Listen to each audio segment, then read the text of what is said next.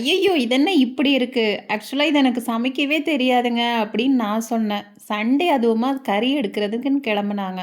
"என்ன பாப்பா வேணும்?" அப்படின்னு கேட்டாங்க. "ஏங்க சிக்கன் சாப்பிட்டு போர் அடிச்சிருச்சு. இதுவரைக்கும் சாப்பிடாத நான்வெஜ்ஜா வாங்கிட்டு வாங்க" அப்படின்னு. நானுமே இத ஃபர்ஸ்ட் டைம் தான் சமைக்க போறேன். அதனால சின்ன பதட்டத்தோட தான் சமைக்கிறேன்.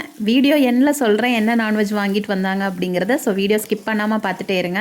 அடுப்ப வச்சுட்டு கடாய் வச்சு ஆயில் ஊத்தி சோம்பு, லவங்கம் இது கொஞ்சம் பொரிஞ்சதுக்கப்புறமா ஒரு 4, 5 பெரிய வெங்காயம் எடுத்து குட்டி குட்டியாக சாப் பண்ணி வச்சுருக்கேன். அதையுமே போட்டு வதக்கி விட்டுட்டு கூடவே கருவேப்பிலை, பச்சை மிளகா, வரமிளகா இது 2மே போட்டுக்கோங்க.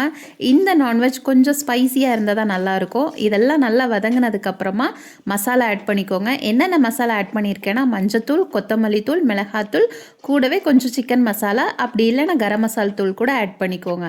இதெல்லாம் ஆட் பண்ணதுக்கு முன்னாடியே நான் இஞ்சி பூண்டு பேஸ்ட் போட்டிருந்துருக்கணும். நான் தான் சொன்னல பதட்டத்திலே செய்கிறேன் அப்படிங்கிறது.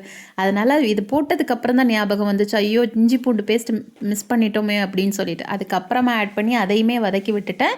நீங்கள் ஃபர்ஸ்ட்டே ஆட் பண்ணிவிடுங்க. அதுக்கப்புறம் கறியை ஒன்றுனா உள்ளே இறக்கி விட்டுட்டேன்.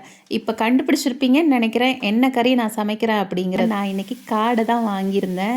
ஆக்சுவலாக இது ஃபர்ஸ்ட் டைம் நான் சமைக்கிறது. எனக்கே கொஞ்சம் டிஃப்ரெண்ட்டாக தான் இருந்துச்சு. இப்போ இந்த கறியை நல்லா அந்த மசாலாவில் போட்டு பெரட்டி விட்டுருங்க. அதுக்கப்புறமா ஒரு சொம்பு தண்ணி ஊற்றி கொதிக்க விட்டுருங்க. நல்லா வெந்து வந்ததுக்கப்புறமா ஒரு சீக்ரெட் மசாலா ஆட் பண்ண போகிறோம். என்ன அப்படின்னா ஒரு 2 ஸ்பூன் நிறைய பெப்பர், கூடவே சீரகம், கொஞ்சமாக சோம்பு, கொஞ்சமாக கருவேப்பிலை, ஒரே ஒரு துண்டு ஏலக்காய் இதை போட்டு நல்லா வறுத்து பவுட்ரு பண்ணி இதில் மிக்ஸ் பண்ணிவிட்டு அதுக்கப்புறமா அடுப்பை சிம்மிலே வச்சு வேக விட்டுட்டிங்க அப்படின்னா காடை ஃப்ரை ரெடின்னு சொல்லலாம்.